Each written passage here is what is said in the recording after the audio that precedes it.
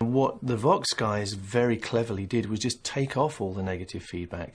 So you get a curve which goes up and is straight and then gradually goes into distortion. And it's that gradual curve which is the sound which I was looking for. So Brian takes the Hank Marvin clear sound and pushes it into distortion.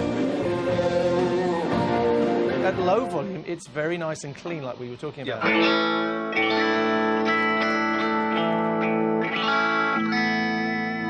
You can hear every note very clear as crystal. If you edge it up a little bit, it'll start to go into that kind of creamy saturation, which I'll show you.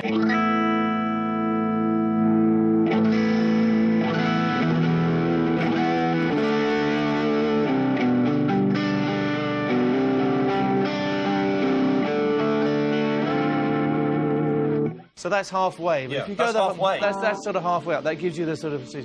So then the whole. So you're starting like.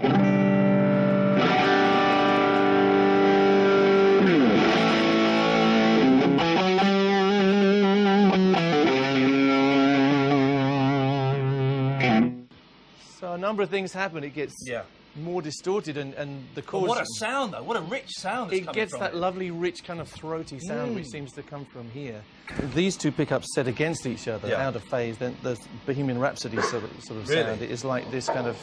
Well, instead of this, which is normal, sort of my normal setting, it'll go like this to.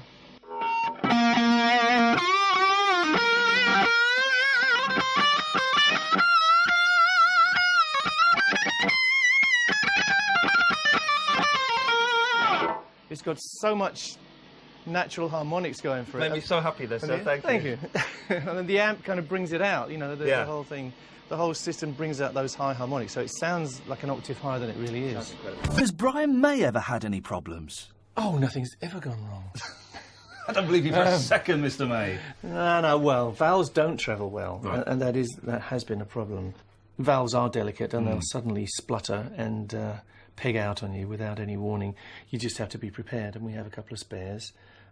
It's worth it. Most things that are worth doing are dangerous and risky, and there is an element of risk to the old the valve amp.